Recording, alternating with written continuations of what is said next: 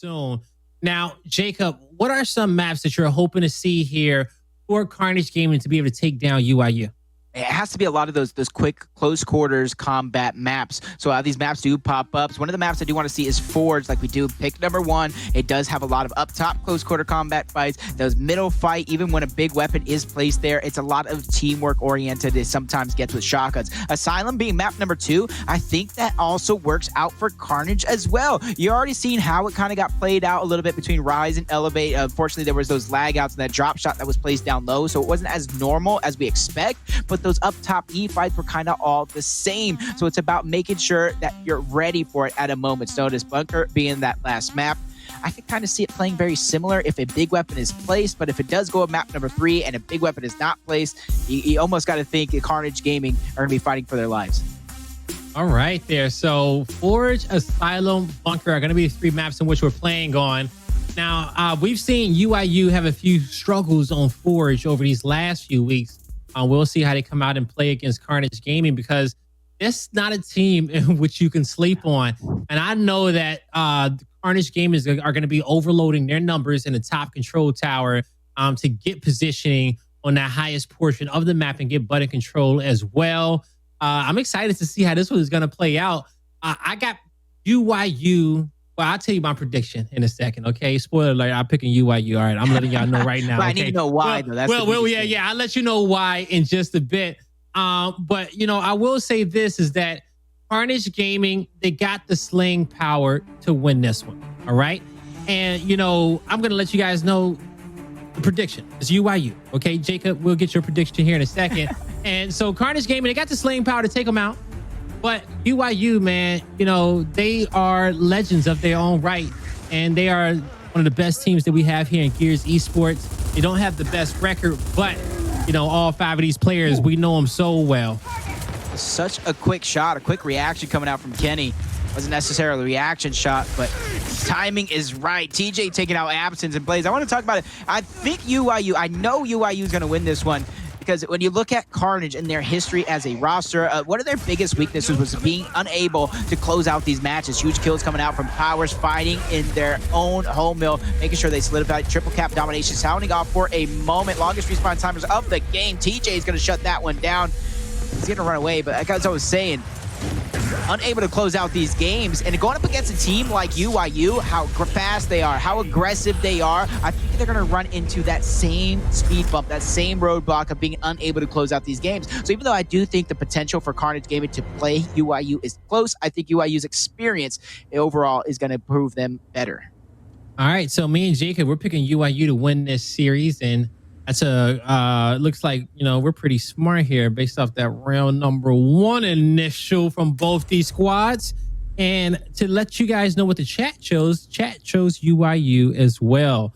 So all 3 of us are in agreement.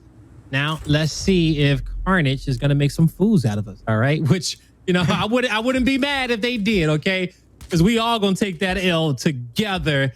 And, you know, Carnage Gaming, they played UIU before. We've seen them play them in Emergence days. And, you know, I'm pretty sure that they have, I want to say they may have been able to beat them one time before in the past, if I'm not mistaken.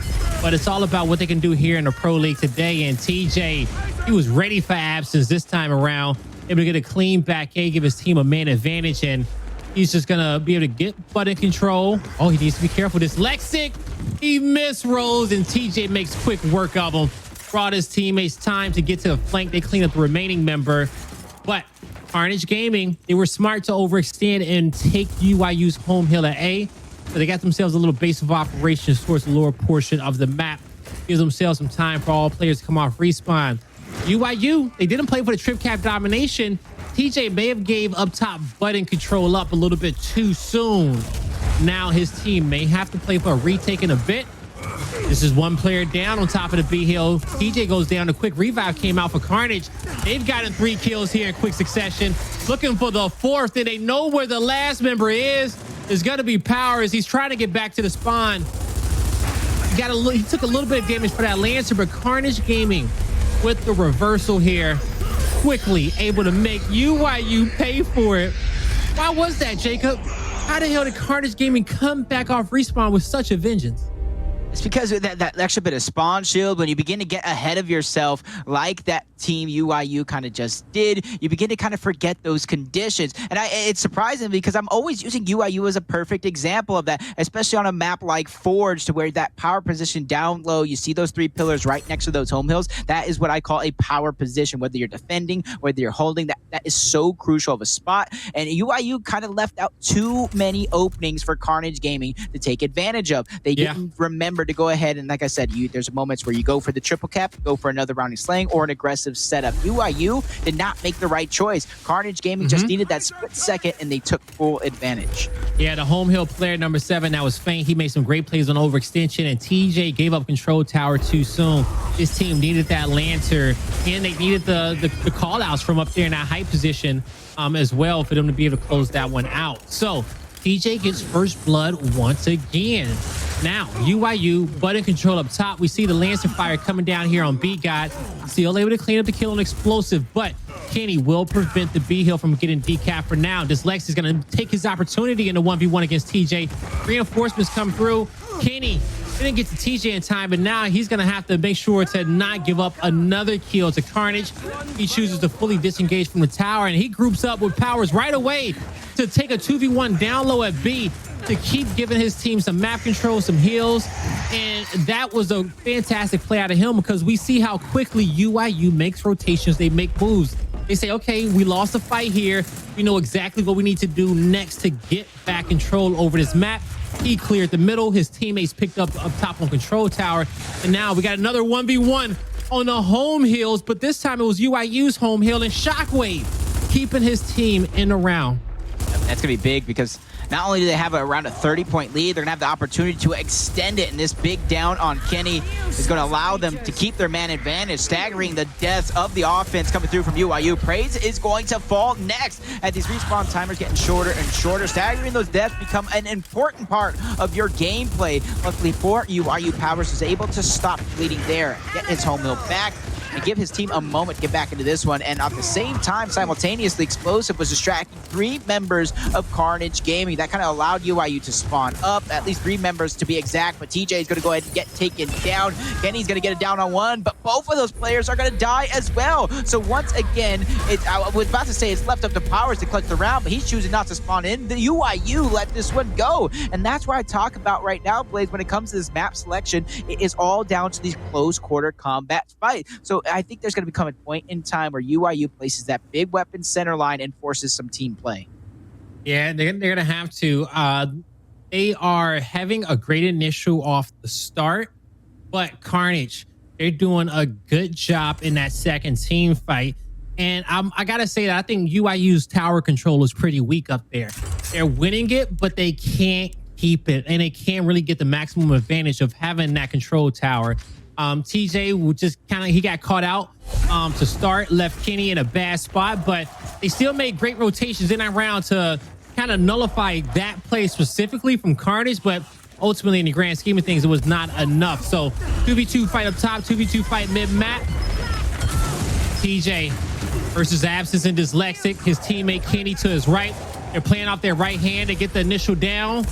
Now Absence is going to choose to flank the remaining members of UIU down low, but the call out comes through. Absence trying to shift to a right hand advantage so he can have a better 1v1 against TJ. Currently, he's going to be receiving some pressure in his back soon, but he does have his teammates' help as they are pressed up on UIU side of the map. They win another key 1v1 against TJ once again, and now Kenny goes down. So the top portion of the map and the B hill goes in favor of Carnage. Now UIU, they got to fight out of this difficult spot once again for 3 rounds in a row. While that was going down, B-God was kind of on the enemy team's power, electric room, whatever you guys want to call it, for your teams. I don't know why he was there. He's kind of caught out of positioning, but luckily for them, they had enough time, quick respawn rounds to get him right back onto the field. You see the rotations being made. Carnage Gaming are going after the home hill of UIU, and that's going to be specifically Absence flanking all the way around TJ. So this is going to be a free break. It's just, can Shockwave stay alive? He does not. He does go down, even though he did get the break. That's still a possible 2v1 for UIU to not only get this elimination, but get the hill back under their control. It shows that Carnage is really communicating because for him to flank around that spawn, he knows that all 5 players are alive. They're getting super aggressive, and he was able to thin out UIU just a bit for his team to get back control over that home hill. Now Carnage, they're going to try to get some tower control and B control as we're entering the mid phase of this round, and we might not see another team fight after this next one we're about to see here soon. If UIU want to get this one all tied up in a half, they're gonna have to start making some plays now rather than later. Talk about that up top control. There was some damage being put out by TJ, but 2 players actually overextending. TJ and Praise, they're trying to make some quick work of Dyslexic. He has some backup in Shockwave. Do they see him coming? That's going to be a massive shot coming out from Praise. Melee to back it up. They are going to pick up that elimination. That opens up the door. Step 1 for UIU complete, but they have no hills ticking in their control. So they're going to go for a wipe. They're going to try and take out all the members of Carnage and then backtrack for some of these hills. It's a solid plan if they can't execute. Absence fighting for his life. He does go down, so be in control of UIU. Triple cap sounding out for a moment. Shockwave has to find a hill, and he's going to be unable to as UIU sneaks that one away. Beautiful plays by UIU right there. You can never count these guys out. You always have to play them down to the wire. It was stacked against them, the points, the numbers, but in the end, they found a way out, and that's what UIU does best. So, looking at our weapon selection, UIU automatically says, you know what? We want to put the torque bow up top. So that's going to let Carnage know, you know what? Let's just drop these incendiary grenades down right away. Sometimes teams will bait the torque up top by putting out marks in control room. We'll see if UIU still want to bait incendiary grenade for incendiary grenade. They might have to, depending on what weapons may go center line. But we're about to see a 3v3 fight up top. UIU, they called in reinforcements and they said, Praise, we need you. Off rip, the pressure comes through. Praise goes down off the start. The flank comes, but here comes the IGL explosive. He gets 2 of his own. Absence, he regroups with his teammate, trying to get back into the fight, but that back 8 does not connect. He's going to be able to get his health back. Playing off his left hand, buying some room for feint to flank, but the flank did not come through in time. King explosive. They're the last one standing. They get the torque bow. Powers being sneaky right outside his opponent's home hill. UIU about to play for the trip cap domination. Exactly what they needed. This is one of the few teams that can go from possibly losing a round to sneaking it away to just dominating the next possible round. UIU with their foot on the gas in this round, winning it in under 56 seconds, which is a good momentum shift. But so far, Carnage, they're not letting things go easy. They're in it to the very end, and this could have possibly even been 3-2 in favor of Carnage. So closing out these rounds is going to be a major focus point for this squad. They just need to take it round by round. This is a massive test for them as a unit, as individuals. It's about coming out on top. So this weapon selection, you kind of hinted at it, kind of predict to see instant grenades, but I honestly would not be surprised to see a Marksa. Yes, exactly. I do believe Explosive picks that one up, and he is one of the best support players in the history of the game, along with being one of the best IGLs. So I expect him to put damage all around the map in a moment's notice. And he is about to be the anchor for his team, and it's going to be, great to see his teammates rotate around him as he's leading the charge. Now, let's see how they want to play this round. On the flip end for Carnage, they are going to match the numbers up top. They pick up the incendiary grenade, and they're going to try to toss it on the stairs. UIU may notice, so they're pushing up, playing aggressive off the start. Praise finds himself in a corner, supporting TJ. As TJ, he dies off the initial, but Praise comes in. He was able to find a kill. Now, the flank comes through for Carnage. B-Guy gets the last few kills on Explosive and Kenny. 4 members down for the side of UIU. They're looking for Powers. He's being sneaky. He misses the first shot, cleans up the second. He's back into the next fight, but Carnage, they were waiting for him. Yeah, Powers has almost a very similar play style to Rushies. So I'm just having flashbacks watching both of these guys kind of corner camp to try and get those free cheeky kills, and how funny it is to kind of watch as Powers does it yet again. This time around, though, Carnage Gaming are being the aggressive offensive team. So far, they got a couple of downs, eliminations coming through. Kenny doing what he can, and it is actually working out. That's going to be a double kill for the House of Bounce as UIU looking to have a great defensive stop. Oh my God, that torque bow in a blink of an eye. Absence trying to tie it up as best as possible, but the numbers from UYU, the offense is just too strong in that moment. They're going to go ahead and solidify that elimination, solidify the 2 hills, and this is going to be a moment for them to go ahead and backtrack, set up. So this is where they're going to go up top, make sure they have that button to push, which is also going to net them a torque bow in their near future. And so with 4 members of Carnage grouped up down low, Explosives is waiting for the prime opportunity. He's just waiting for it. Now he's going to press the button. E-Hill can't get decap for now, but he got a lot of intel for his team as well. So he just chooses to back up, take a clean 1v1. He doesn't need to have tower control completely because the button's already pressed. Now UYU just waiting with their Lancers out for Carnage to walk right into their trap. And it was a perfectly set up play by UYU. Easy pickings up for him here in the incinerator. Now the last member standing is number 8. He will win his fight against Praised up top, but how long will he be able to stay alive? I think the damage is done. UYU should be able to get up to map point without any issues whatsoever. That was just so bad on the side of Carnage. Yes, I'm going to go ahead and agree with you. That was great work by UYU to kind of funnel them in and get those eliminations. But I just don't understand why Carnage put all 3 members in the hill. There's multiple members of UYU crossing them out. Everybody there is going to take damage. The chances of multiple players going down, just like you just saw there, is so high. They possibly needed 1 player to go in, start the break, and kind of bait and switch out and trade off that damage instead of having all 3 players take it at once. And finally, we have that big weapon on the field. That drop shot is now center line, but it's going to be the difference between Insins versus Marksa in these 2 teams. Now, when it's a 2v2 fight up in a control tower, Carnage Gaming has been getting the best of UYU. It's really when UYU has been putting 3 and 4 up there where they have been winning these initials and closing out this round in a good fashion. This time, we see the quick pick comes through for TJ, but he's immediately taken out. Torque Bow got picked up for Carnage as well, so drop shots just on the ground. Kenny's able to pick up a few kills of his own here. Now up top in the fight, Absence full red. Looking for the last shot, but Kenny off his left hand, able to get that shot swung around. He gets the melee with the connection off the swing on his right. Now UYU on top of the home hill of Carnage. Drop shots coming from above. Dyslexic with the team kill. He's in a difficult spot. UYU closes out map number 1.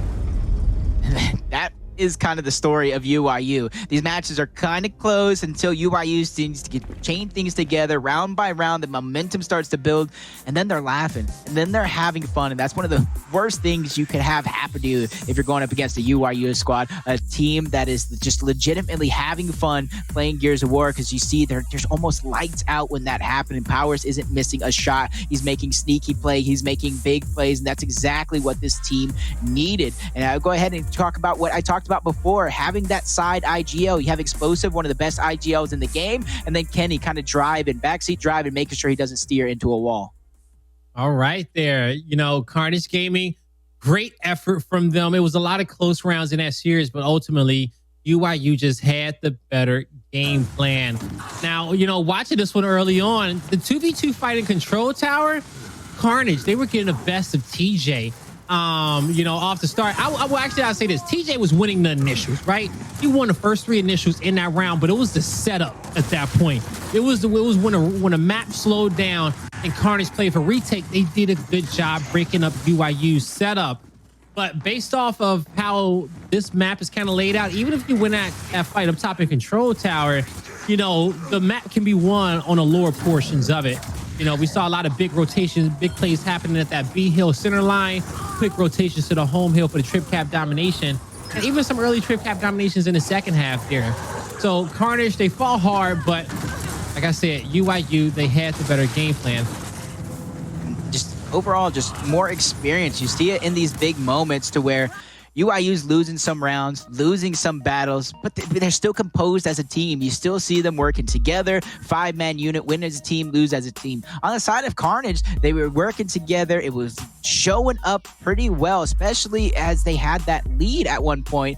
But when they begin to hit that brick wall, instead of staying composed, instead of continuing to work together, they begin to go one-on-one, they begin to go in individually, and then things just begin to fall all around. And that's kind of what ailed them when they were not closing out some of those rounds in the qualification process. They kind of were ahead, but then something happened, a big play, a big moment stole around from them, and then there went all their momentum. All right, then. Great effort there by Carnage. Now we get to move on over towards map number 2. It's going to be Asylum. Now, this is going to be UIU's map pick. Forge was Carnage's, and so Carnage. We'll see if they can get off to a nice start here on Asylum. They have the aggressive play style in which which can make you successful in the first half of Asylum, and they can play a little bit more passive here in the second half to really slow down that fight at the E Hill. We'll see how this one unfolds. And so I know coming into this series, we had a stat graphic as well when it came down to we was showcasing 2 players. It was Explosive and Dyslexic. We'll see if we can get that one for you guys here in just a bit as we get map number 2 loaded up as well. And now you see them on your screen here. Explosive with the 2.32 KDA at the top of your screen here. 11.56 average kills, and then 15.78 when it comes down to assists. And I don't think it's no surprise that we're seeing more assists than kills when it comes down here to Explosive. But it just shows that, he is able to do a lot on this map when it comes down to helping his teammates, slaying out. And, I think the KDA is the best number to quantify a player's production and what they can do here for your squad. Jacob, what do you get here from this graphic? I think you kind of hit the nail on the head here with his 14.11 eliminations for Dyslexic. He's a big part of that slaying power of the squad. Obviously, everybody plays a role. His role for the squad is to make sure that you disrupt the enemy team. You get as many kills as possible. Even if it's somebody down, maybe somebody's getting lanced out, you have to clean up that kill. That is your job. On the side of things, Explosive, I can kind of see them stats making sense. He's still putting up some double-digit kills, putting up some massive number of assists. He's that all-around player. He's the IGL. He's not going to be the tip of the spear. You have powers to do that. So what he's able to do is kind of sit back, fill in the holes that the team's needed. Most of the time, it's a lot of support fire. It is a lot of support play because that's, like I said, he's the IGL. He needs to be able to control his troops around the field, and he puts himself in the perfect position to do just that. Yes, he does. And, he does it so well. And so that's why we're going to see a little bit more assist out of him than we do on the kills. But like you said, on the flip end for Dyslexic, he is one of those entry fraggers for his team, and they rely on him a lot to go in there and pick up those kills. Now, even though his average assist wasn't as high as Explosive's right there, when it comes down to total score, they were only off by a few hundred points. And so when I look at that, it kind of tells me that Dyslexic is getting a lot of full 175s out there on his kills, okay? His average is 14, his assist is low, but his score is high. So he's getting a lot of chunks. He's on the map. He's getting those objectives versus on the flip end where some of his explosive skills may be more in those big support team fights. He comes join the fight as that second or third guy where all those players is kind of peppered up after the main slayers in the front lines then get a lot of the work. And he comes in, he cleans them up. All going according to plan, I'm pretty sure, over there on the UIU side of things. Now, we'll see how all of this plays in a factor when we get towards Asylum. And so I think earlier today we did see Rise versus Elevate kind of put that drop shot down low towards the tracks. Now, we've seen teams choose several different locations where to put this drop shot, whether if it's towards the tracks, center line at Pavilion, or up top at entrance. And, it kind of plays a lot around, I guess you'll say, each of these teams' individual play styles, maybe. Why would you think, Jacob, why teams would choose to choose different locations of where that power weapon may go when you're getting geared up to fight in the second half?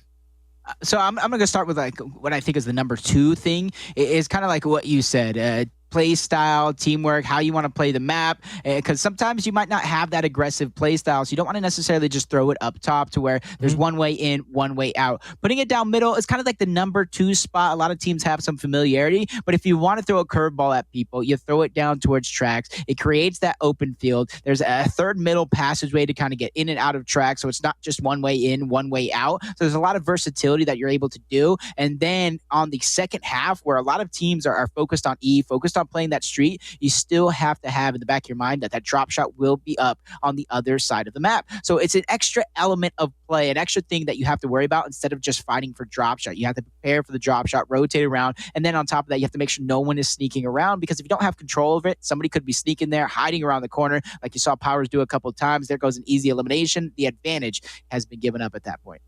And I think personally, I like the Trax placement of the drop shot, especially seeing how Rise played beforehand. Now, of course, it's going to be subjective to what is your team's strengths, because we know some squads who really love the utility nade fight that we see at the entrance hill when it comes down to trading off those incendiary grenades and the shot grenades and getting control at E. We've seen some teams up there, some LatAm teams, really put the drop shot and own that area of the map. But I think that would it being placed on tracks that you have an easier time getting trip cap dominations on your opponent's home hill in the second half. And also, if your squad has a great home hill player, keep the fight 1v1 on the other side of the map when it comes down to that entrance battle, and just rely on your teamwork on tracks, picking up that drop shot. And then it should be able to make getting that home hill a little bit easier. Already picking out majority of your opponents and being able to just focus your efforts, a few feet away at their home hill. So we'll see how it gets played out in this one. But nonetheless, I think this one is going to be a great map that's going to go down to the wire.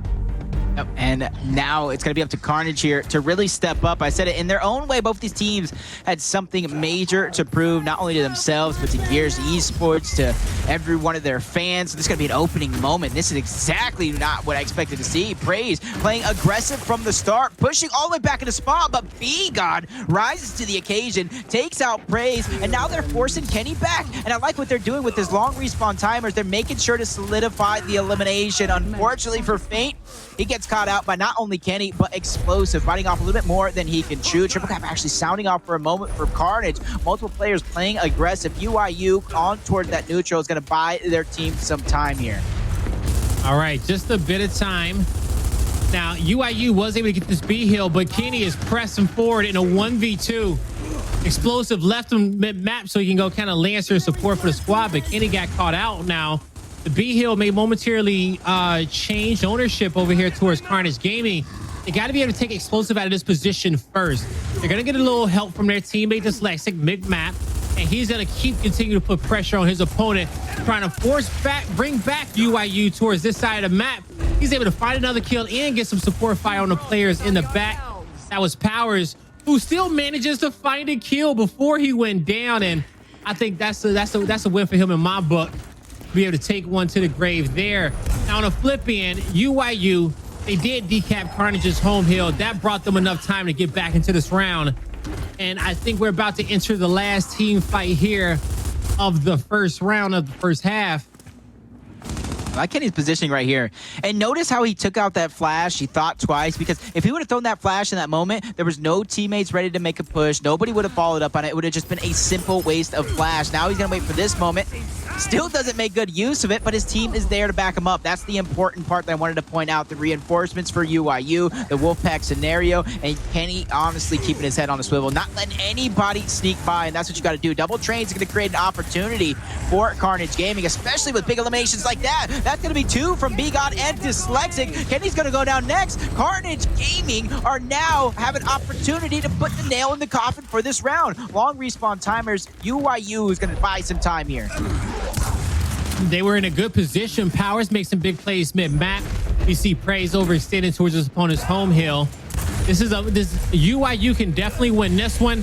They've committed a lot of respawns to this round. Trip cap domination coming through for them. For now, they don't get their opponent's home hill, but they got C, they got B. They got a 5-point lead, and that's just going to continue to grow. They're already set up to defend this B hill as well. Now TJ is going to play his life. He took a lot of damage hopping out. Now Carnage needs to be careful about chasing them because they don't have the B hill decap just yet. Not sure. I'm not sure even with these two hills that's going to be enough time. They might need the triple neutralization. B is getting decapped there for a moment. Dyslexic fighting for his life against Powers. This is going to be a big victory. He is actually going to get it. B is actually still being decapped as well. I still don't think this two hill caps is going to be enough. It won't be unless B gets decapped by B-God, and he will. Carnage Gaming in the last portions of this round found themselves a win condition with a 2-to-1 hill advantage and forcing a chaotic fight there. They are able to get round number one, and it was a lot invested into that round, Jacob. Where did it all go wrong for UIU? It was that respawn that came through for Carnage Gaming. You saw the overextension towards the top. They went and attacked both of the home hills. I think you said it perfect. UIU setting up to defend B. Well, Carnage said, okay, we don't need B. We'll go for the home hill. And then that's what really turned things on its side for UIU. And once they went for the home hill, the players that beat for UIU, they kind of thinned out their defenses, and ultimately it ended up being a 2v2 fight down there for control. It was a big 1v1 that was won at C from Dyslexic, which was huge for them. Because by winning that fight and getting it capped up, made it so much easier for B guy just to play his life and decap B down low and keep it neutral. So off the start here, Absence makes it to the hop over first. Gonna have his nade in hand. He got some free shots here on UIU, but UIU knows they cannot stay at this B hill. They gotta push through, force these players off the back tracks and let their back spawn cap up the hill. See this opening strategy coming through. UIU with 2 hills, forcing Carnage exactly where they want him. That was overextension towards the top, going through once again. This time, Explosive is sitting there waiting. Trade coming through. Dyslexic going to get taken out, but Feint is going to make sure he cleans up that kill. The decap on the home hill of UIU is going to come through, but they still trail. They need to make sure they get this capture as well. And look at Praise. Praise being as sneaky as possible, trying to watch the flank, trying to watch anybody trying to break this neutral hill. And look at Carnage. They have still not pushed in. They still didn't solidify it. So now they're going to backtrack, basically telegraphing their rotation wide to UIU. Now, UIU, they got the intel, but let's see if it's going to be enough to stop this play from Carnage Gaming. Carnage does not have the B hill capped up just yet. Number 9 is going to get into position, but he's a little bit too late with the cross there. Not able to get the down. And this is a 5v4 in favor of Carnage in this given moment. UIU will not make a play for B just yet. It may try to have a presence over on the other end of the map at C, but we see Carnage fortifying their defenses on that side of the map also. This is going to come down to, can UIU break this early and hold on, or can Carnage stop? Not once, but twice. 2 offensive plays coming out from UIU. There's so much time left in this round, even with the 2 hill capture, and you already see UIU gearing up for push number 1. That's going to be a flash coming out from Powers. That's going to be a double flash due to that utility placed on the side. So a lot of what Carnage can see is going to be clouded up, leaving Dyslexic basically by his lonesome. Even though Explosive did get a kill, it's traded off by Feint, taking out Praise. So this is where Carnage is going to have an option here to be aggressive. Look at them pushing the members of UIU out, and UIU's kind of giving it up, rightfully so. They did get the overextension on the home hill, so they're going to keep 2 hills in their control the entire time. Absence almost said, I'm done. It's over. Let me just end it all at this moment. They're ready to the train. UIU has plenty of heals with this 2-to-1 setup. We'll see if they continue to play for B. I'm pretty sure if they get the opportunity, they will. Carnage, they have to get back their home hill now. Just having the numbers in the area of the map, UIU will rotate out. And Carnage, they did not commit too many players to their home hill exactly. They knew they scared them away, and they quickly started rotating down low to B to get the jump on UIU, because the rotation, UIU was the reason why they gave it up, because they were on top of this B hill. Just trying to not fight their opponent, but more so out-rotate them instead. Working smarter, not harder, but were they smart enough, as Carnage is currently holding both home hills. Wow. Big plays. Every time I look and any duos making the Lancer out. Dyslexic and B-God, you kind of hit the nail on the head. So much pre-fire damage going down on Kenny, because he realized even though Kenny is there with a shotgun, he knows Kenny can't necessarily go in and fight the fight right away. Kenny has to go ahead and get the break, and then he can go in and fight the fight. So all he had to do was kind of Lancer him, keep backing up, making sure Kenny doesn't get anything for free. I always talk about pre-damage being so much. That is a prime opportunity of why pre-damage is one of the things you guys should be focusing on. It's everything, man. You know, we were talking about earlier when we were filling time about how, you know, you get a possible 9 rounds in a map to be better off the initial each and every time. And as you're gathering intel, you see tendencies in which your opponent do. Some of them take the same route every single round. They just go the same exact direction. And if you're able to get a little pre-fire on some of these favorable cover locations where people up A, wrap shot, they wall bounce on, and they prioritize that extra pre-fire, does wonders when it comes down to pressure. Hell, that is the definition of pressure in Gears Esports, that support fire that comes in as you're trying to gain that objective there. So it does help a bit. we'll see. We'll pinpoint some good opportunities in this map when we see some players do it, just to give you guys a live example. And you will see it actually. B God do it right there. He knows he's on the corner. He's Lancing. He says, "I dare you to up A. I dare you to wrap shot. You're gonna have to back up and roll it. You're gonna have to back up and throw a nade from downtown if you want to make the play." And TJ said, "Okay, I'll make the play."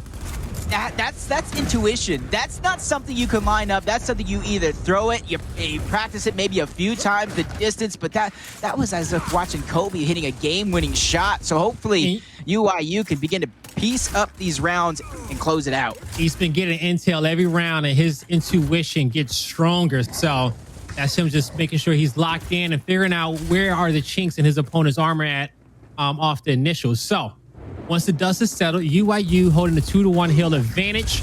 They got 2 players stacked up top, 2 at tracks, 1 in middle. It's a mirror max strategy on their opponent's end. So Carnage trying to play man-on-man and get the decap. They got 4 players down low, quick rotation. UIU has met the force with they have met this with equal force, but in the end, it was not enough because Carnage just wanted that hill a little bit more than UIU wanted to defend it. In the spawn, TJ takes 1, but not for long. That's going to be a win by way of elimination for Carnage Gaming, and that's 3 in a row. I feel like Powers got chunked so hard they threw him out of the game. Now, all jokes aside, unfortunately for UIU, Powers is going to lag out of the game, but this could be a blessing in disguise, though, Blaze. I will say that, because this is going to be a moment for them to stop, pause, and really think about what is going on. Not only what is going wrong, but what changes they need to make. So hopefully this is a pause on the side of UIU. On the other side of things, though, Carnage Gaming, and I said it last time with Elevate, they're going to have to close out these games. They failed to close out map number 1. This is another opportunity to just do that as soon as their player gets back in the lobby. So not only do they need to break down what's going right now for the squad, but what things they need to continue doing to keep this momentum on their side.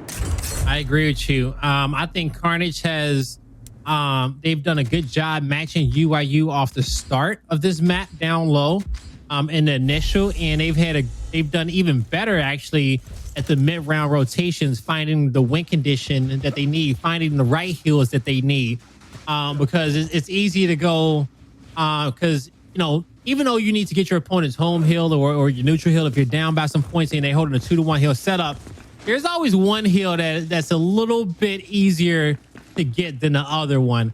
But regardless, they're doing a good job at contesting them both at the same time. So, and when you do that, you force your opponent to have to make some difficult decisions when it comes down to allocating numbers to defend each one of them. So, good job to Carnage Gaming for at least applying that pressure to UIU and coming out to a nice 3-0 lead here. This is when the lag outs happen on Asylum. It begins to change things up a bit because obviously the train is on a pattern, a rotation of its own. So when we get back into the action, I don't know if these guys really keep in mind which trains are which, things like that. But if that's something they like to keep in mind on, they're going to have to keep track of every single one of these trains that do pass by, whatever it may be. That's just an interesting element. I don't know how much it's really going to play a part simply because it's unlike the Rise game, that drop shot isn't down there, but we're still in the first half. Those trains will still play a portion of an impact. How much? I haven't really seen it play any game-winning or game-saving or game-losing plays just yet. Yeah, so when we first kicked off Gears 5 Esports and, Asylum was a big favorite map, we saw the train get utilized a lot only because teams did not understand that when a train came through that they had to have even numbers on the other side. If one player was being blocked from the train, if one squad had a mismatch, they took that mismatch every single time. So we see it, a few different times get utilized where you'll see one player dart on the other end of it, and if the numbers aren't there, then they will probably get the B hill each and every time. So, but squads, they know how to stop it. They know how to nullify that small advantage that the train gave here. It's at the point where if you do get caught out, that's just on you. That's just on you for not seeing it sooner. It's a horn. You hear it? You know when it's coming every time. You got to be able to count those numbers and get even. It definitely is, and that's like one of the biggest things is the pre-push, counting numbers. And I've been a part of pickup scrims. I've helped coach certain teams. I've helped coach the best of the best, and that's one of the biggest things I think some players forget to do a lot of the times is call out the numbers, count the numbers, figure out where the rotation is going to be made. So hopefully Carnage Gaming can do just that to keep the momentum on their side. Like I said, it is huge. This team has failed time and time again to close out games. This is a big opportunity to force a map number 3 versus our reigning defending champions. B-Guy tried to cap this B hill, but UIU said no. They tossed multiple NCNs. They had them crossed out, and now they got Carnage on their back foot. As I say that, Dyslexic picks up a kill. Shockwave gets one. Absence gets one, and faints. 4 different 1v1s being won here on the side of Carnage Gaming. Kenny, last man standing. Home hill will not get captured for UIU.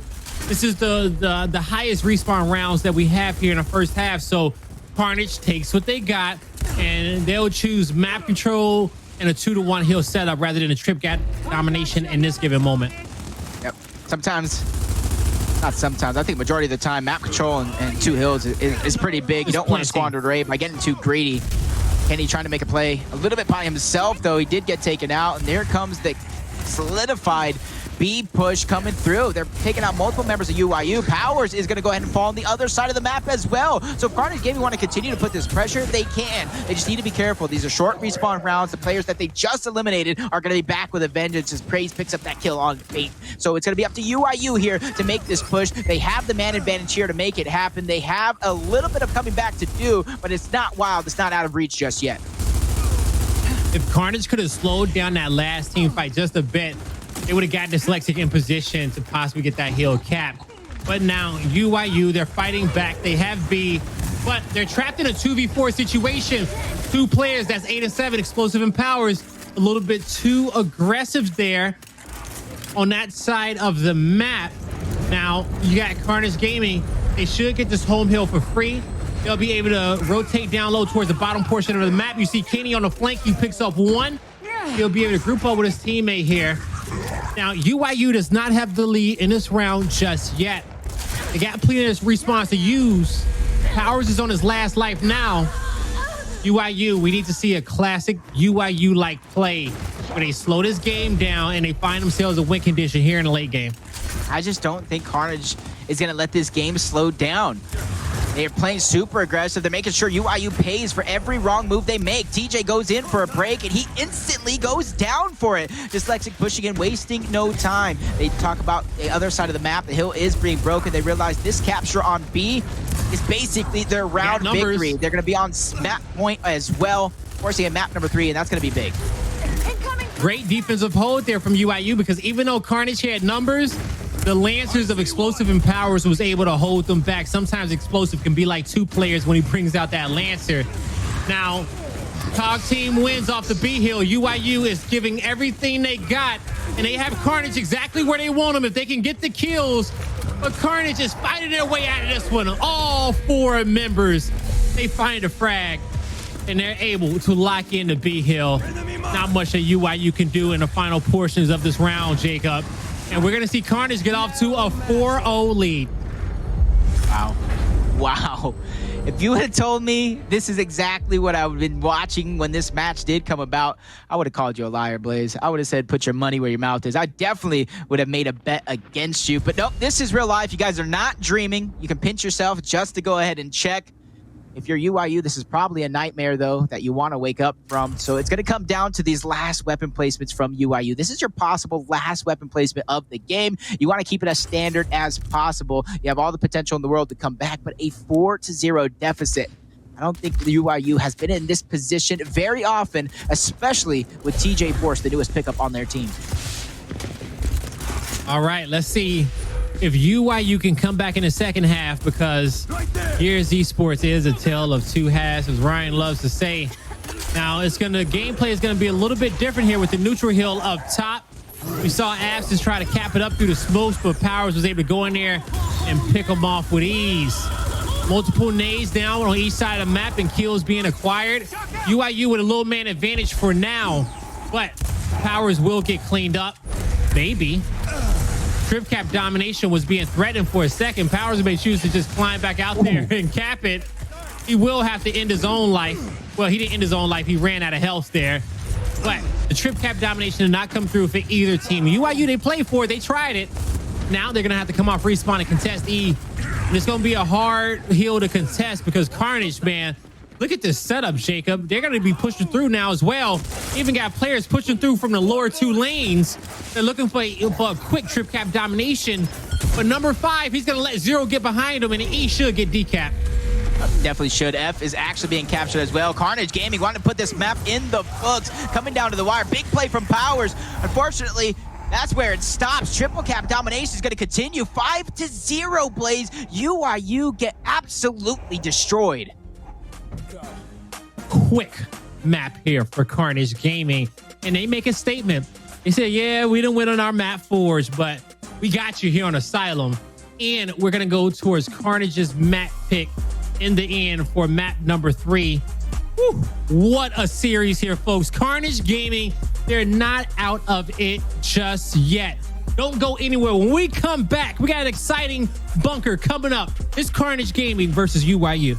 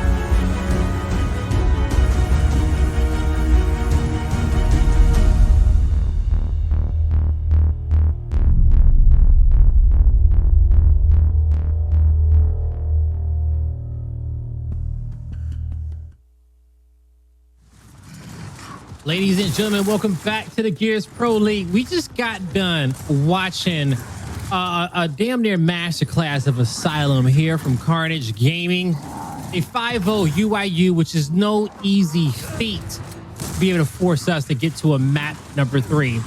Jacob, what the hell did Carnage Gaming do to shut down UIU the way that they just did? I mean, they took it to them. They took what I said, smacking them in the mouth, number 1.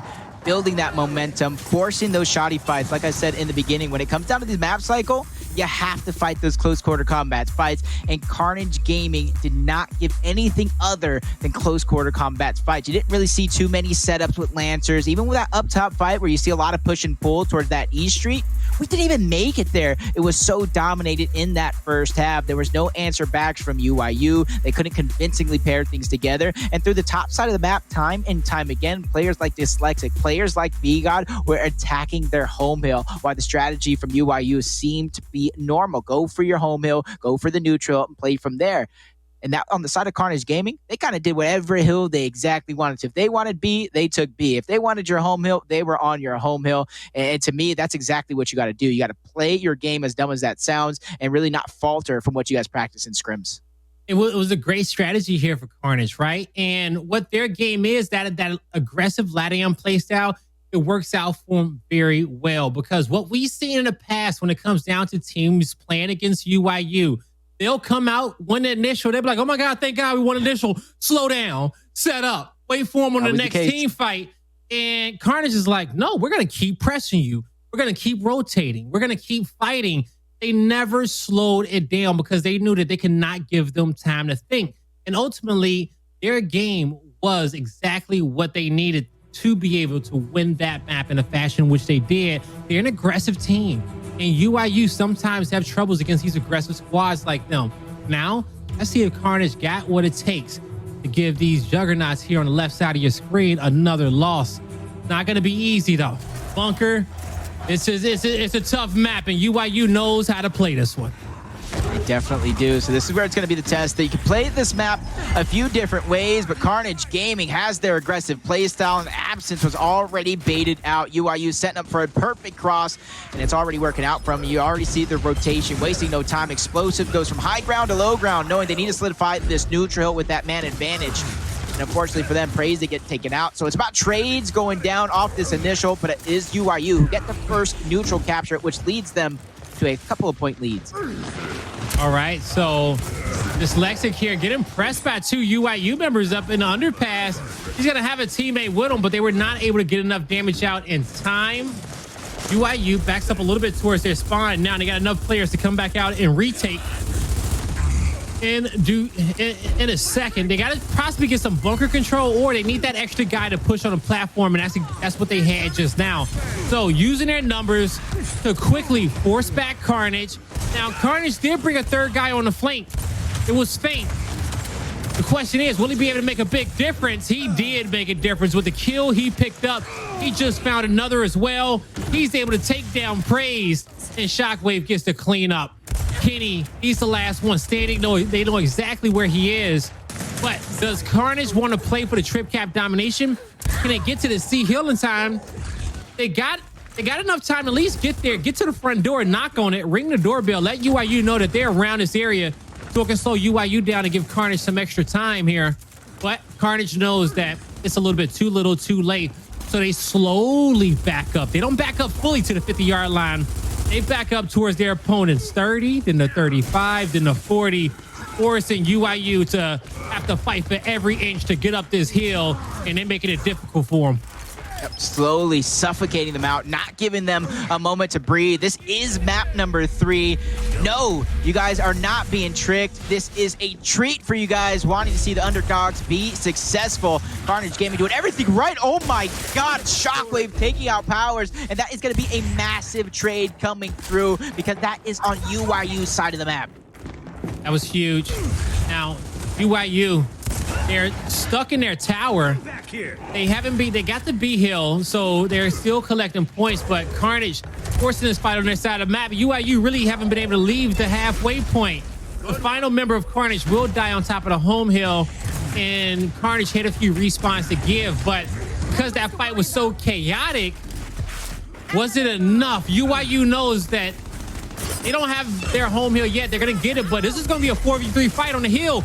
Big down for BGod. Ain't there watching a hop over.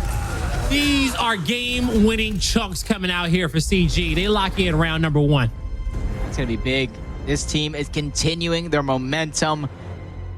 I believe that's 6 rounds in a row for this Carnage gaming squad, and that's so impressive. I know we've seen it before on Pro League, but doing it against the reigning defending champions as one of the newest teams in the Gears Pro League, you got this opportunity from qualifiers. You started and you have not let up, and that's exactly what you got to do. Take this opportunity by the horns and really run away with it. So now we're going to this weapon selection screen. Typically you should see a smoke getting placed down towards the top side, which eventually should lead to instants. This time around, teams are wanting to put that utility directly into their players' hands. That kind of opens up a little bit of versatility and diversity in your initial play calls. All right, now those front spawn players will have the utility to be able to get their own nade off so they can fight the fight that they want to, and that's super important. You know, in the early rounds, the back spawn players can get that nade out in a position. They can throw it a little bit earlier sometimes than the front spawn player to get them set up. But if you know how to up A and toss your own flash for yourself, then that way you can really fight the fight that you need to and don't have to always rely on your teammate to toss it. And he can put his nade in a little better position. So on your screen, as you guys can see, that we're in a slight technical timeout as we are going to get it underway moment right now. Hell, quick one. All right. Nice to see that it wasn't too big of a delay. And we get to keep the action going because this is a map number 3 with Carnage Gaming leading. So on platform here, you got Carnage. 3 players are in position currently. UIU is threatening to flank a bit. That flash will not be able to get a stun, but it's going to give Praise the opportunity to get on top of the platform, able to clean up a kill. Powers finds one on Dyslexic, but B-God is waiting in the wings. Hillman absence are able to clean up the remaining 2, but TJ, he needs to go big. Huge 1v1. He hits half a spread, but it was not enough. The revive comes through for Carnage, and they're going to be able to cap this B hill. That's going to be big for Carnage. Once again, they get that first blood. They chain it together for more. This is only the second round. I feel like I've been watching a lot of Bunker already, but this is the second longest respawn timers of the game. So getting those early eliminations and being able to set up like this is the plan. It's towards the 3rd and the 4th round. These respawn timers get a little bit longer, things to get a little bit more use. But you see how much time UIU is taking? That's how you can tell they are really focused on this matchup. They're trying to really count the numbers of the Carnage defense, figuring out where everybody is set up, and then prepare for a push. They catch B-God slipping, but there goes the sneaky play. Absence go ahead and catching Explosive off guard, and he's going to overextend for the hill. And he is going to be by himself. There were still multiple members of UIU top Bunker, but Absence says, I don't even want to fight y'all. I'm going for the trip cap domination. That's going to force UIU on top of B, and Kenny even tried to overextend and get to the home hill a bit to save his team. So the entire map literally just got spread in 3 different directions. Now, all these players looking for a location of their own to lock down as their teammates come off respawn. Carnage is going to have top Bunker. UIU has the lower platform. Now, Carnage can see all of this. That's why TJ has to be careful about peeking his head up, but he will be able to move out with his teammates, play for their opponent's home hill. And also, they got to double back and play for theirs. They need to be careful about the numbers in which they allocate to each hill because we're just in round number 2. God has to play near perfect here, at least buy some time.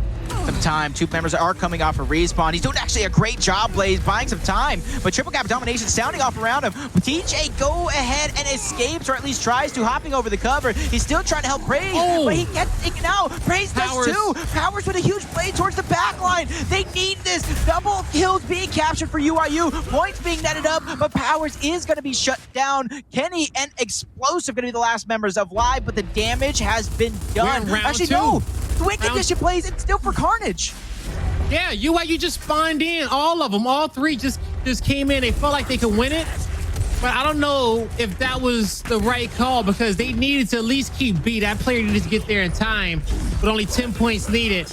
And we're just in round number 2. UIU is definitely going to be on respawn watch as we go through the remaining rounds of the first half. And this is kind of set up for Carnage to win. This is set up for another 4-0 for Carnage, and let me tell you guys why. With those responses being as low as they are, and we're playing on Bunker, it's hard for you to win this map, to win these last 2 rounds off the first initial team fight. You're going to be fighting 1 or 2 team fights, hell, maybe even 3 in rounds 3 or 4. and UIU does not have the respawns to do that. So they're gonna have to play some perfect Gears of War. They're gonna have to play perfect indeed, and it really starts with this round. Typically, I'm saying this against UIU teams playing against them. You got to stop the bleeding. You got to go ahead and stop it in this very round. That momentum on the side of Carnage Gaming has to stop. That drop shot is going to be huge, make or break for UIU. A lot of these fights, Carnage Gaming is dominating, so I don't know if that drop shot this soon into the game is the play, but you have to do something unpredictable. You got to keep Carnage on their toes, and this is the perfect way to do it. And you already see a change of strategy both of these teams. Carnage Gaming usually the aggressors, drop shot from downtown, unable to connect. Powers just trying to use that to escape, but he escapes by dying. B-God with a massive play. And that's another kill on Kenny. 2 MVP-style players taken out early. Man, so the drop shot's not in play. UIU is still in this round, but this may be a round they got to concede, if I'm being honest, you guys. Kenny's not, he does spawn in. Okay, they don't want to concede just yet, but maybe they're going to be thinking about it soon. Because if you can't win both these last 2 rounds with the respawns you got, maybe you just get one of them, right? And you take that momentum into the second half. But we'll see what UIU can do. Multiple kills still coming out for Carnage. They take out Craze, they take out Explosive. Both those players will be on 1 respawn remaining. The entire UIU squad just needs to stay alive, but the big fight at B, 8 finds a kill on Kenny. He's gonna be on his last on screen. TJ fighting for his life. He's gonna have some teammates help, so that engagement will be, he will disengage from that fight. Powers, he's on his last respawn. He gets caught out, and now Carnage Gaming has map control in the hills in which they need. Let me ask you, you see Kenny conceding. You got to think Powers and TJ would do the same. They're getting ready for the last round of the half. Do you agree with that one? They're low respawns already. They don't really have much left in the arsenal. Maybe I'm speaking a little bit too fast, trying to theory craft something already. Maybe hoping for a little bit of a UIU comeback because they are just getting slapped around. This is like Nunez opened up a box of those Pokemon cards. They are just standing no chance right now. None whatsoever. Just sliding through one after another. Swipe, swipe, swipe.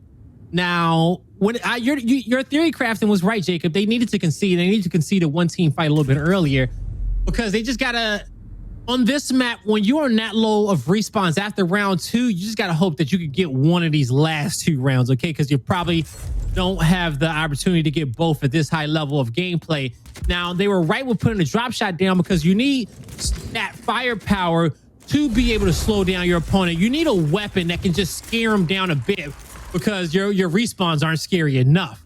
Now, we will see Dyslexic slow down a little bit coming out of spawn, but he's all good in this round. They're fighting, folks. This is a live one.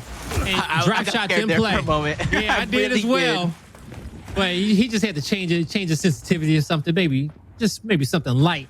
Now, nobody's playing for the drop shot just yet. Number 3 got behind enemy lines.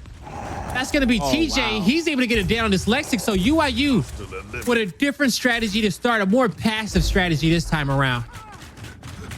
I want to see him play like he knows he's coming. B-God getting flanked. We've seen him buy him team some time before. We've seen him make big plays. That's not going to be the case here. Kenny's also going to get the drop shot. So it seems, based off that initial, obviously could be too soon to tell, but UIU have possibly woken up here, stringing together elimination after elimination. 3 people dead. They have Dyslexic pinned down in spawn along with B-God, as now he's the last one left. Talk about him buying time before. He's going to have to do it again, and once again, though, he is shut down. So UIU get 2 of these hills under their control. They're going to have to backtrack Praise in order to get the triple cap domination, but nobody is even close enough from Carnage to get the touch. So UIU wins their first round of this tiebreaker map. And you know what they say, Blaze? The first one is always the hardest. It is. And it was a flawless round from them. And by the way, what TJ did when he pushed the artillery side of the map to get behind enemy lines and his teammates, they almost like threatened to push a little bit, but they just held their positions, kept their lancers out, made sure they were watching the drop shot. Where Carnage made a mistake at is they put 4 players on that side of the map to cover the drop, but they could have played a little bit more passively if they wanted to and force UIU to make that move, okay? And play for them because they had respawns to give. They needed a more of a scrappier team fight, and they needed to get behind UIU, but they did such a good job not letting anyone get behind them. They did indeed. So now UIU winning that round. How much momentum did they gain? That is going to be the question. Can Carnage continue to close it out? That is one of their biggest weaknesses. So test upon test for both of these teams. Wow, first blood coming through from Dyslexic, who's actually watching Absence's back like crazy. And that's going to be a double kill coming out to start the game. TJ is going to go ahead and take out B-God with that instant, but you can kind of see where the positioning is at. Drop shot going over to Carnage. So UIU can't sit here and think it's free. They cannot think that is free. Faint's able to pick up a kill over the top. And Absence found one as well here. So Kenny is going to have to drop back. He's waiting for his teammates to get to him. He's getting caught out on the hillside. Does Carnage really want to play for trip cap domination early in this round? I don't think so. Dyslexic, he's just a little bit too overextended over here. His teammates will back up. UIU knows that 2 members are down. They may try to threaten their opponent's home hill a bit this round, and I think that'd be a good play with the respawn timers being as high as they are. You're gonna have to be careful of Faint. He has 1 drop remaining. Once again, you see the massive amount of control coming out from Carnage. You see the drop. I almost want to see Absence get into cover, sneakily pick up that drop shot. Attention to detail is what UIU does. They pay attention to it, and you see Praise trying to get this decap. The first one is going to come through. Explosive getting that sneaky kill, but Praise is going to meet the same demise. Still 4v4 action. Drop shot still in the hands of Carnage. So UIU know they need this double neutralization. A player in Shockwave is actually sneaking past enemies. He's going to get this decap. So not only Powers has to backtrack, Explosive has to backtrack. So that early kill from UIU is null and void. Carnage are doing it again. Good job to Shockwave getting behind enemy lines, forcing UIU to have to go backwards. Because if one player can do it, that means that the trip cap domination is not about to come through as easy. It's a great way to nullify that, especially when your opponent is picking up a lot of momentum. Now, UIU, they got Carnage in front of them. They know exactly where everyone is. TJ backs up for that revive. A quick flank comes through. Now, does UIU want to keep pressing forward, or do they slow this one down? They need that heal, so they're going to slow it down for now because they know they got a minute to work with, and they're going to make sure that they put a player in all 3 lanes. 2 has the top, 4 has the middle. These last 3 remaining members of UIU, they're going to be top bunker, and we're going to be able to see how UIU slowly pushes up. They're coming up with the call out now. They got the play. They got the power weapons to do so. Now we just wait. This is actually a decent situation for UIU to be in because they are going to get the only push out of this game. Long respawn timers of the game. Once again, it's the first round of the half. So UIU is going to have the last and final push of this round. So they're either going to win it on the last second buzzer beater, or they're going to go down. Carnage game will be on series point. So this is going to be the start, and you look how careful they're being. They're trying to watch everybody out. Shockwave with an early instant. That's going to cloud some space, some early damage. Explosive gets taken out. Kenny with that drop shot. He needs to get another kill. Faint gets taken out. There goes a double kill. This is a start of something big for UIU. That was a huge drop for Kenny to get the player that was trying to flank to overextend towards their home hill, but it just ultimately was not enough. Carnage did well enough job making that fight scrappy. It started with an incinerating nade blocking off that middle ramp. You saw B-God hop over the top to be able to flank behind them, get a kill on Explosive, and from that point on, you force UIU to have to make some difficult plays, and that's all you got to do. Make it harder for your opponent to make the perfect play. The UIU had, what, 70 seconds to come up with it, and they knew exactly what they wanted to do. They had the power weapons to do so.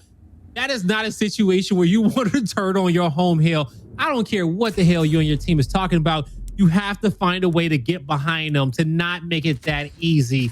And that's what Carnage did to get to series point. UIU has to play flawless here and win 4 rounds in a row. If not, they're taking their second loss here of the Pro League. Talk about perfection last round. Now this is it.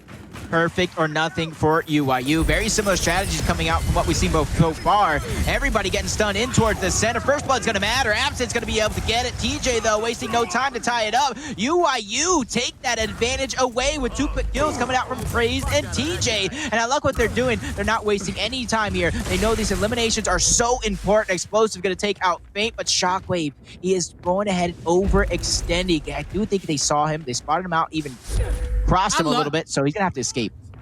You know, that's something that I love about Shockwave's playstyle, is that he's always threatening the trip cap. Even if he can't get it, he is always around his opponent's home hill. just to scare him a bit, and he uses his movement to disengage at the right times. But he is like the puppet master. He is able to force them into a certain direction, intentionally buying his team some time on the other end of the map.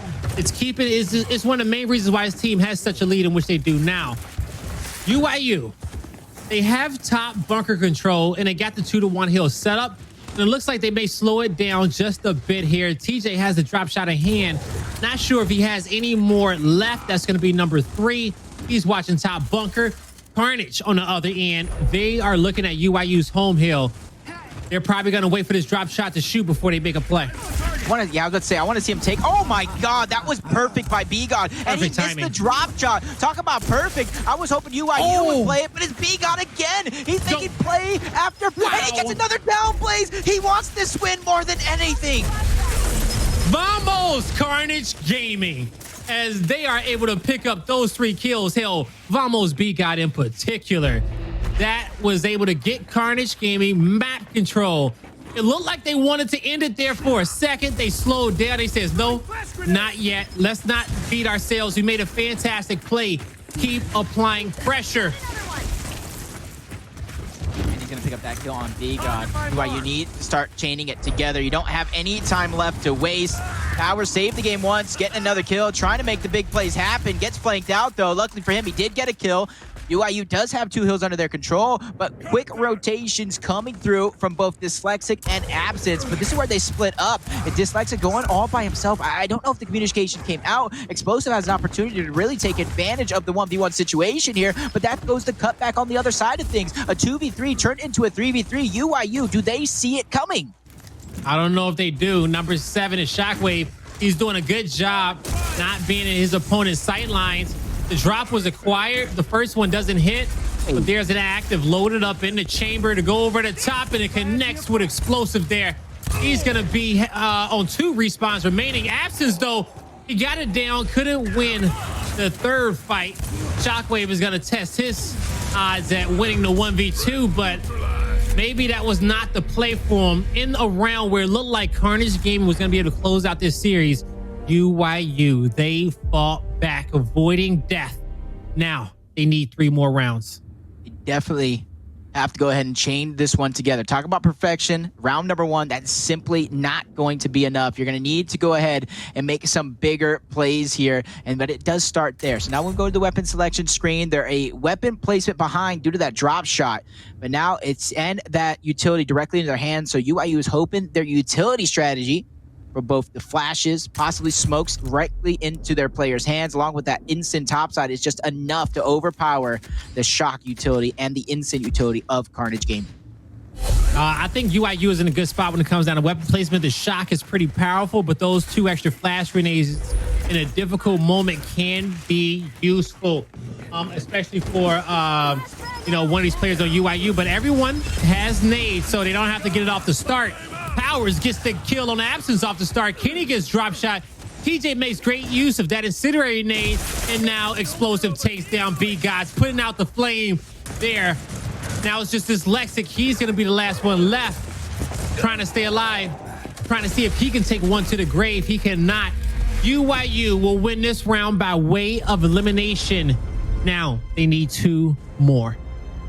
2 more rounds. You won't call it a comeback, but that's a 4-round comeback needed for UIU. They have to play lights out. They have to continue to play perfect. I will say, though, even though these rounds are lost from Carnage, the one thing that they kind of have going for them, and this is kind of like a double-edged sword here, is that they're dying so quick that they're not wasting the respawns to get back into this one. So it's almost exactly even in terms of respawn economy, and the weapon selection is in. Both teams wanted to get rid of those instants. Both teams are going to go ahead and lock them down, and just go ahead and remind you, it is Carnage Gaming on series point up 4-3 over UIU. Yeah, no, I don't think Carnage wanted to get rid. It was just UIU. Carnage had to match it. They says, okay, we can't go without. UIU did a good job forcing those blocks now, so Carnage couldn't do it in the final round. But off the initial, Absence takes out Powers. Praise cleans him up.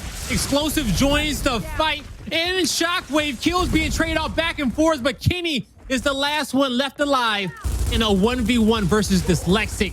In this round will slow down. It went back and forth, back and forth.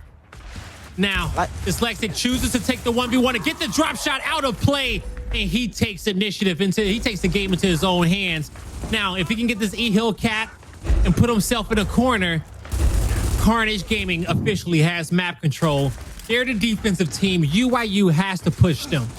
Enemy spotted. Uh-oh, this is not looking good. UIU has to make the timing matter. Praise goes down early. It's going to be a big stop. These players are going to have to chain revive. He actually goes down twice. He has no extra downs left. He's simply going to pass out the next time he takes enough damage. So he's going to have to change his playstyle just a little bit. Not too much because he has the extra respawns, but just enough to know he is not going to get away with taking the damage for his team. He can't be the tip of the spear. He has to turn into a little bit more of a support role here, at least for the remainder of this life, with UIU trailing 2 hills to 1, 50-second deficit to overcome. Timing is of the essence. They don't have enough to wait here. He may pass out in game and out of game depending on how this next team fight goes. Carnage has UIU pressured in the corner as UIU wants to make a play off that next drop shot. They finally, for the first time, regain control of their home hill, and they got a decap.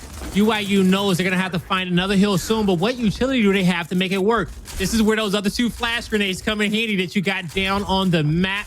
They will have 1 smoke grenade in the hands of Kenny that they're going to have to put to perfect use. And when we see that smoke come out, we know that the push should be following right around behind it, and it's going to be used to block off Shockwave's cross to give UIU an advantage to get to the home hill.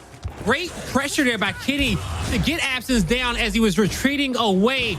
There are other members of Carnage Gaming is using this opportunity to regain control of the E-Hill at neutral. Shockwave doing what Shockwave does, getting behind enemy lines and says, hey, I'm going to the other end of the map. And we hit a little stutter for a second, but he will make it there safely. All players here. Now, Carnage Gaming scared me. I won't even lie. That stutter scared me. I thought he was gone on a super important round, but Shockwave just completely destroys players from UIU, dropping left and right. Almost 100-point lead. VGod does it again. Swarm almost threatening with the triple cap domination. UIU has to play perfect here. We talk about playing perfect in the round. This is the moment to put up or shut up. Triple cap going off. Raze gets taken out. Gets the reset. TJ's going down. Explosive fighting back. But look at the score. Look at the score. Blaze Absence trying to put the final nail in the coffin. A 1v1 versus Kenny. He loses it, but the damage has been done. A surmountable lead has just been accumulated by Carnage that is impossible to overcome. Wow. In the final moments, UIU needs a double decap. They get 1, but they can't get to the other hill in time. Powers needed the 3 seconds. His team brought him time with the decap, but nobody gets there. The perfect play does not come through. Carnage Gaming defeats UIU and gives them their 2nd loss of the Pro League. And they get tied up 3-2 with them as well. Congrats to them. What a series there. What a series. What a series indeed. And honestly, I was saying it, can't Carnage close this one out? But look at that man. Look at the man at the top of the list. 20-8, and I believe maybe 9 for Dyslexic. I've seen him destroy teams as a sub on Emergence days. This time, he's taking his team Carnage. He's leading them to a massive victory against these reigning champions. Man, what a performance by this Carnage Gaming team. We said it plenty of times before that when this team's back against the wall, they play harder. And we saw that start in Asylum, and we got trickled in that momentum trickled on over towards Bunker as well. What a fantastic series between these 2 teams. And Carnage Gaming, I think at this point, officially, you have to consider them a top 5 team in the Pro League. Hell, a top 4 at this point. I do believe with that victory, with them and UIU both being all tied up at 3-2 in the standings, Carnage with that head-to-head will get the leg up above them. So that was a big win for them. And honestly, though, can you imagine a situation? Obviously, you know, we don't have too much information on the majors, but you know how we had the upper bracket and the lower bracket groups for that major? Can you imagine a UIU squad on the lower half of things? Can you imagine how much that changes things up? Obviously, I'm getting a little bit ahead of ourselves. We still got half a season left to go. UIU could certainly make a good comeback in the standings, but just imagining all that going down, I would never expect at the start of the season to see UIU in shambles. Man, but you have to kind of have that conversation now because, you know, this could be a series in which we look back on in a few weeks' time and say that was the one that really changed how these brackets got laid out. Carnage Gaming had a fantastic showing here, but it is single round robin, so everybody only plays each other once. UIU will not get a second opportunity to play Carnage Gaming again. So that had anyone who can get a victory on UIU there in that head-to-head matchup, that's huge when it comes down to the standings at the end of the day, especially when your record gets tied to them. So currently, the only two teams to give UIU a loss is going to be PK and Carnage. And who would have thought, Blaze? Who would have thought that Latin America would have been the nightmare for these pro league joining forces? I know after week 1, I think 5 of the 6 teams were Latin American. You see Pittsburgh Knights at the top of the standings. Carnage Gaming surprising everybody, surprising me, but rightfully so. They played that one lights out. Even when that drop shot get placed, I said it in the very beginning, if Bunker has a big power weapon on the map, Carnage Gaming will play aggressive for it, and that was one of their biggest win conditions, and UIU played right into their trap. And, I didn't get a chance to, mention it, but, when we look at the breakdown of the scoreboard, multiple rounds went to time. Hell, 4 of those 5 rounds went to time there for Carnage Gaming. And so, it was good for them. It was a well-fought map for them. They knew that they were going to have to fight time and time again against UIU and stay in it and not play for too much on Bunker. And those score lines is indicative of what Bunker is and how it plays out. It's a little bit slower map, and we do see a lot of those rounds go by time. But congratulations to Carnage Gaming right there again. And it was a fun series, man. We all predicted UIU to win, but ultimately Carnage, man, they did it. They took them out. Right. All right. So I do believe that I think we may have another side station matchup possibly coming up. No, we don't. Okay. All right. We don't have it. I had to confirm. I was like, okay, the Gears of War action is about to continue, and we're about to jump into another series. But Jacobs, what were your final thoughts on this one?